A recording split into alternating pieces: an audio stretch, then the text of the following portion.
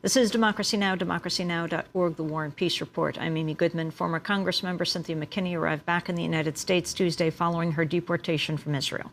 McKinney was one of 21 activists seized by the Israeli military in international waters last week as they tried to deliver humanitarian aid to Gaza. Also aboard the Free Gaza boat was the Nobel Peace Laureate, Mairead Maguire. Last week's trip was the Free Gaza movement's first since it aborted an attempt in January after the Israeli Navy threatened to shoot the civilian passengers on board. That sailing had come just weeks after an Israeli Navy vessel deliberately rammed another of its boats, almost forcing it to sink. Well, Cynthia McKinney joins us now from Washington, D.C., and we're joined here in our Firehouse studio by Adam Shapiro. He was filming the Free Gaza trip last week. He is a Palestinian human rights activist, co-founder of the International Solidarity Movement. Both former Congressmember McKinney and Adam were detained for the past week and just deported back to the United States. Cynthia McKinney, why did you go? What happened to you in the Israeli jail? Well, I went because there's a gross injustice that is being carried out every day. This is my second attempt to get into Gaza with the Free Gaza organization. And for 2 times that I've attempted to get in, 2 times I've been thwarted by the Israeli military. The cause is the rights, the human rights of the Palestinian people. Of course, the world saw Operation Cast Lead, where the United States supplied F-16s, white phosphorus, depleted uranium, cluster bombs, dime weapons, were rained down on the defenseless people of Gaza. And of course, we wanted desperately to get in to take humanitarian relief supplies. And both times that I've tried to go with Free Gaza, they've been thwarted. We have been thwarted by the Israeli military. Now, were you on the boat that was rammed? I was on the Dignity, and yes, it was rammed in international waters. When was this? Absolutely. This was in December, just a day or so after the outbreak of Operation Cast Lead.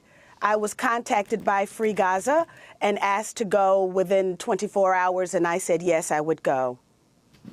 I wanted to play for you a comment made last week by the Israeli government spokesperson Mark Regev, who dismissed the humanitarian mission of the Free Gaza movement.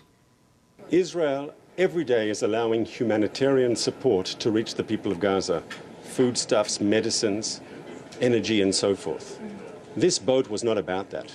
This boat was about political activists who have been apologists for the Hamas regime, who have nothing whatsoever to say about Hamas's brutal treatment of the people of Gaza. Former Congressmember McKinney, your response. Well, clearly, we just had a visit to Gaza by President Carter, former President Carter. And basically, he acknowledged that with the complete and utter devastation that the people of Gaza experienced at the hands of weapons that were supplied to Israel by the United States, he said that unfortunately, the Palestinians are treated worse than human beings. I challenged the Israelis to respond to what President Carter had to say. Former Congressmember McKinney, tell us about the jail. Were you able to reach the Obama administration while you were there? Well, the jail was very interesting. In fact, the first most interesting thing that I witnessed was the seemingly endless stream of people of color who were being processed as we were being processed.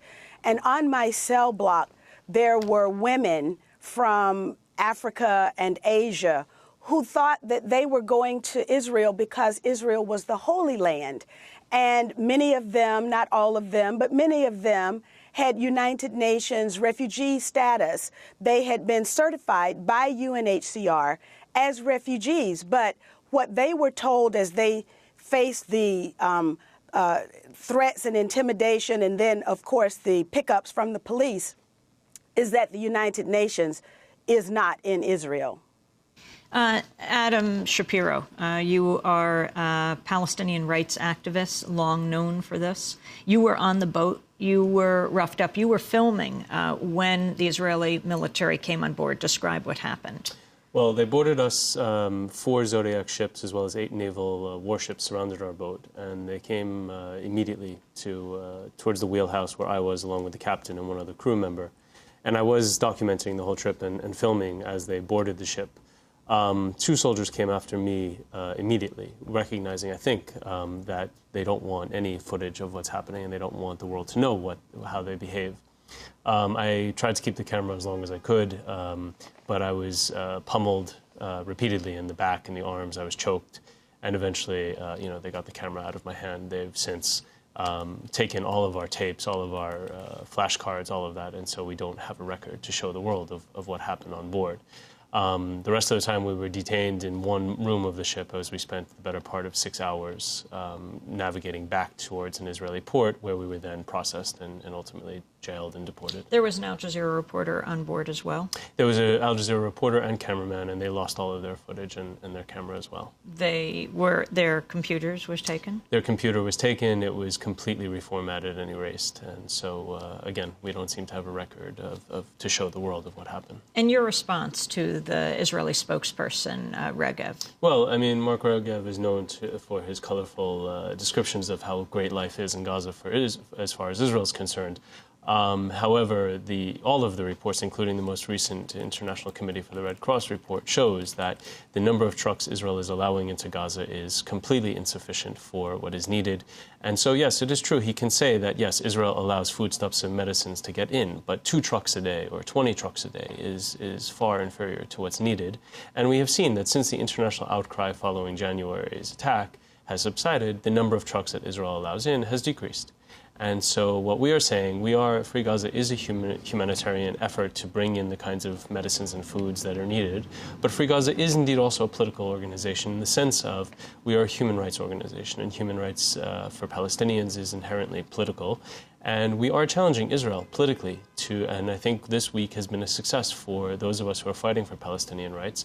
We weren't able to get into Gaza, but we have shown the world the true colors of Israeli occupation and the double standard by which the United States and other countries are dealing with Israel. Former Congressmember McKinney, we only have 10 seconds, but you've just been deported. What are your plans right now? Well, I would like to see the children of Gaza have the coloring books and the crayons that we had on board with us. I would like to see the houses that have been destroyed rebuilt. I would like to see the lives rebuilt of the people of Gaza. And I would like to see the people of Palestine enjoy their human rights. Do you think President Obama is heading in that direction?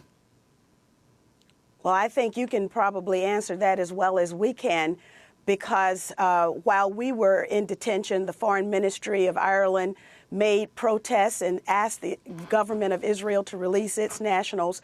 Several members of parliament in the United Kingdom also wanted to censure Israel. Nothing from the United States. Cynthia McKinney, Adam Shapiro, thank you so much. I'm Amy Goodman. Thanks for joining us.